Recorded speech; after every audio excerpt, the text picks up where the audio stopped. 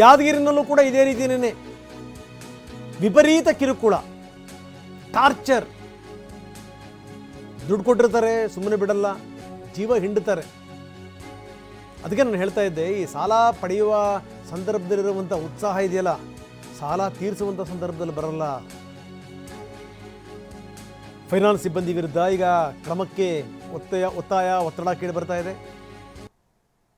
SP ಅವರಿಗೆ ದೂರನ್ನು ಕೂಡ ಸಲ್ಲಿಸಲಾಗಿದೆ. ಬನ್ನಿ, ಇದಕ್ಕೆ ಸಂಬಂಧಪಟ್ಟಂಗೆ ಹೆಣ್ಮಕ್ಳು ಮಾತಾಡಿದ್ದಾರೆ, ಏನು ಹೇಳ್ತಾರೆ ನೋಡೋಣ. ಕಟ್ ಅಂತಾರ, ನಾವು ಸ್ವಲ್ಪ ಟೈಮ್ ಕೊಡು ಅಂತ ಅಂತೀವಿ ಇಷ್ಟೇ. ಟೈಮ್ ಕೊಡು ಅಂತ ಅಂತೀವಿ. ಅವ್ರಿಗೇನಿಲ್ಲ, ಇಲ್ಲ ಕೊಡಲ್ಲ, ಟೈಮ್ ಕೊಡ್ತೀನಿ ಅಂತ ಅಂತಾರ್ರಿ. ಅವ್ರು ಆಮೇಲೆ ಇಷ್ಟುದ್ದು ಬಡ್ಡಿ ಬೆಳೆಸ್ತಾರೆ ನಮಗೆ. ಬಡ್ಡಿ ಬೆಳೆಸಿ ಮತ್ತು ಹಿಂದಗಡಿಸಿ ಅಂತಂದರೆ ಇಷ್ಟು ಕಟ್ಟಬೇಕು, ಅಷ್ಟು ಬಡ್ಡಿ ಬೂತದ, ಇಷ್ಟು ಬಡ್ಡಿ ಬೂತದ ಅಂತ ಅಂತಾರೆ. 8 ದಿನದವ್ರದಂತ್ರ ಭಾಳ ಕಿರಿಕಿರಿ. 8 ದಿನದ 15 ದಿನದ. ಈ ಧರ್ಮಸ್ಥಳ ಸಂಘದವ್ರನ್ನೂ ಹಾಗೆ ಮಾಡ್ತಾರೆ ಒಂದೊಂದು ಸರಿ. ಇಲ್ರಿ ಸರ್, ಹಿಂಗೆ ಒಮ್ಮಲಿಗೆ ಕಟ್ಟಿ ಹಾಕ್ತೀವಿ ಅಂತಂದ್ರೂ 5 ಮಂದಿ 10 ಮಂದಿ ಬರ್ತಾರೆ. ಅವರು ಇದೇ ಕಟ್ಬೇಕಮ್ಮ, ನೀ ಕಟ್ಟಲಿಲ್ಲ ಅಂದ್ರೆ ಅಮ್ಮಂದು ನೀ ತೊಗೊಂಡಿದ್ದಲ್ಲ ನೀ ಕಟ್ಟು.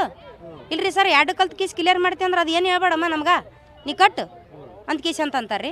ಇಷ್ಟು ಮಗಳು ಅದಾಳ್ರಿ, ಆ ಮಗಳು ಕಿವ್ಯಾನ್ ಸನಿಯಾಗಿ ಇಟ್ಟಿನ್ರಿ. ಅವ್ರು ಸಾಲ ಕಟ್ಟಲಿಲ್ಲ ಅಂತಂದ್ರೆ ಕಟ್ಟೇಬೇಕು ನೀವು, ಅದು ಏನು ಹೇಳ್ಬೇಡ್ರಿ ನಮ್ಗೆ. ನೀವು ತೊಗೊಂಡಿರಿ ಯಾಕೆ ಮೊದಲು ಹಂಗಿತ್ತಂದ್ರೆ ನೀವು ಕಟ್ರಿ ನೀವು ಅಂತ ಕೀಸ್ ಅಂತ ಅಂತಾರೆ ಅವರು. ನಮ್ದು ಏನಿಲ್ರಿ ಸರ್, ನಮ್ಮದು ಬಿಸ್ನೆಸ್ ಇತ್ತು ರೀ. ಎಗ್ರೆಸ್ಮೆಂಟ್ ಹಾಕಿದ್ರಿ ರೀ ಸರ್. ಅದು ಸ್ವಲ್ಪ ಎಗ್ರೆಸ್ಮೆಂಟ್ ಬಂದಾಗಿದ್ರಿ ಸರ್. ಈಗ ಬಂದ ಸಲಗಾಗಿ ನಮ್ಮ ಯಾವಾರ ನಡೆಯಲ್ದು ರೀ. ಇಷ್ಟು ದಿವಸ ಕಟ್ಟಿರಿ, ಈಗ ಅರ್ಧನೇ ನಿಂತಾವ್ರಿ ಸರ್. ಈಗ ನಾವೇನಂತೀವಿ, ಇನ್ನೊಂದು 4 ದಿವಸ ನಮ್ಗೆ ಟೈಮ್ ಕೊಡ್ರಿ, ನಮ್ಮ ದಂಧಗಳು ನಡೀಲಿ, ನಾ ಕಟ್ತೀವಿ ರೊಕ್ಕ ಅಂತಂದ್ರೆ ಅವ್ರು ಎಲ್ಲೆಲ್ಲಿ ಒಪ್ಪಲ್ರಿ ಸರ್. ಹಾಂ, ಮಳೆ ಸಂಘ ರೀ. ಮತ್ತು ಇದು 6ನೇ ತಾರೀಕು ಇದನ್ನ ಅದೇ ಅದ್ರಿ, ರಂಗನಪೇಟೆದು ಅದ್ರಿ. ಅವ್ರನ್ನೂ ಹಂಗೆ ಕಾಟ ಕೊಡಕತ್ತಾರ ರೀ. ಒಂದು ಸಂಘದಾಗ 4,000 ಅದ್ರಿ, ಒಂದು ಸಂಘದಾಗ 30,000 ಅದ್ರಿ, 2 ಸಂಘದಾಗ 55,000 ರೀ. ವಾರದ್ದು 2 ಅವ್ರಿ, ಈ ತಿಂಗಳದು 3 ಅವ್ರಿ. ಅವ್ರು ಏನಿಲ್ರಿ, ಕಟ್ಬೇಕ ರೊಕ್ಕ ನಮ್ಗೆ. ರೊಕ್ಕ ಕಟ್ಟಿದ್ರೆ ನಾವು ಬಿಟ್ಟು ಹೋಗಲ್ಲ, ನೀವು ಮನೆ ಮುಂದೆ ಕುಂತು ಬಿಡ್ತೀರಿ ನಾವು ಅಂತ ನಮಗೆ ಭಯ ಮಾಡ್ಲಕತ್ತಾರ ರೀ ಸರ್. ನಾವು ಎಲ್ಲಿ ಹೋಗಿ ಇದು ಮಾಡ್ಬೇಕು, ಐನ್ ಟೈಮ್ನ ರಾತ್ರಿ 10 ತನಕ ಕುಂತಾಗ ನಾವು ರೊಕ್ಕ ಇಲ್ಲಿ ತಂದು ಕೊಡ್ಬೇಕ್ರಿ ಸರ್. ಒಂದು ಕಡೆಗೆ ಬಡವರ ಜೀವ ಹಿಂಡಬಾರದು, ತೊಂದರೆ ಕೊಡಬಾರದು, ಇದೆಲ್ಲ ಒಂದು ಕಡೆಗೆ. ಇನ್ನೊಂದು ಕಡೆಗೆ ಸಾಲ ಮಾಡುವಂಥ ಸಂದರ್ಭದಲ್ಲಿ ಅಟ್ಲೀಸ್ಟ್ ನಮಗೆ ಗೊತ್ತಿರಲ್ವಾ ನಾವೆಷ್ಟು ಸಾಲ ಮಾಡ್ತಾಯಿದ್ದೀವಿ, ನಮ್ಮ ಶಕ್ತಿಗೆ ಮೀರಿ ಸಾಲ ಮಾಡ್ತಾಯಿದ್ವಿ, ಮುಂದಿನ ಅದರ ಸ್ಥಿತಿಗತಿಗಳೇನು, ಸಾಲ ಕೊಡುವಂಥವ್ರು ಸುಮ್ಮನೆ ಕೊಡ್ತಾರಾ? ಇದು ಜೊತೆಗೇನು ಅಂದರೆ ಈ ರೀತಿ ಆಗುವಂಥದ್ದು ಇದೆಯಲ್ಲ, ಈ ಬೇಕಾಬಿಟ್ಟು ಸಾಲ ಮಾಡಿ ಸಾಲ ಇಸ್ಕೊಂಡು ಇನ್ನು ಸಾಲ ಕೊಟ್ಟಿರೋರನ್ನ ಹೆದರ್ಸೋಕ್ಕೂ ಕೂಡ ಅಸ್ತ್ರಗಳಾಗ್ಬಿಡ್ತವೆ. ಅದು ಕೂಡ ಇಂಪಾರ್ಟೆಂಟು. ನಿಜಕ್ಕೂ ಇಲ್ಲಿ ಬಡವರಿಗೆ ಅನ್ಯಾಯ ಆಗಬಾರ್ದು, ನಿಜಕ್ಕೂ ಈ ನಾವು ದುಡ್ಡು ವಾಪಸ್ ಕೊಡ್ತೀವಪ್ಪ ಅಂತ ಹೇಳುವಂಥವ್ರಿಗೆ ಅನ್ಯಾಯ ಆಗಬಾರ್ದು. ಅದೆಲ್ಲದರ ಜೊತೆಗೆ ಇದು ಕೂಡ ಹೆದರಿಸುವಂಥ ಟೂಲ್ ಆಗಬಾರ್ದು. ನಾವು ನೋಡಿ, ಈಗ ಸರ್ಕಾರನೇ ಹೇಳ್ತಾ ಇದೆ, ನಿಮ್ಮ ವಿರುದ್ಧ ಕಂಪ್ಲೇಂಟ್ ಕೊಟ್ಬಿಡ್ತೀವಿ, ನೀವು ಕೊಟ್ಟಿರೋ ದುಡ್ಡು ವಾಪಸ್ ಕೊಡಲ್ಲ, ಈ ರೀತಿ ಬೆದರಿಸುವಂಥವ್ರ ಸಂಖ್ಯೆನೂ ಇದೆ.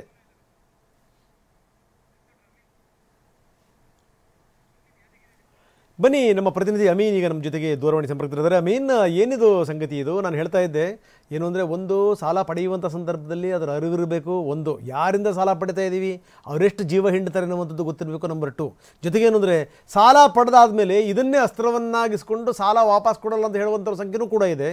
ಜೊತೆಗೇನು ಅಂದರೆ ನಿಜಕ್ಕೂ ಸಾಲ ವಾಪಸ್ ಕೊಡ್ತೀವಿ ಅಂತ ಹೇಳುವಂಥವ್ರನ್ನ ಜೀವ ಹಿಂಡೋರು ಕೂಡ ದೊಡ್ಡ ಸಂಖ್ಯೆಯಲ್ಲಿ ಇದ್ದಾರೆ. ಏನು ನಡೀತಾ ಇದೆ?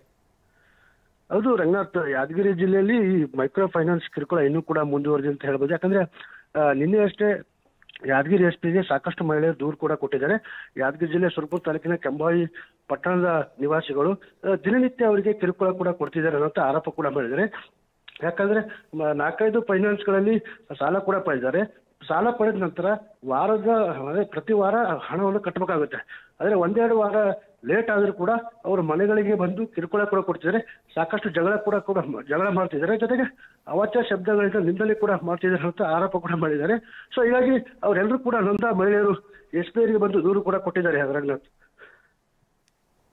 ಓಕೆ, ಧನ್ಯವಾದ ಅಮೀನ್ ತಮ್ಮೆಲ್ಲ ಮಾಹಿತಿಗೆ.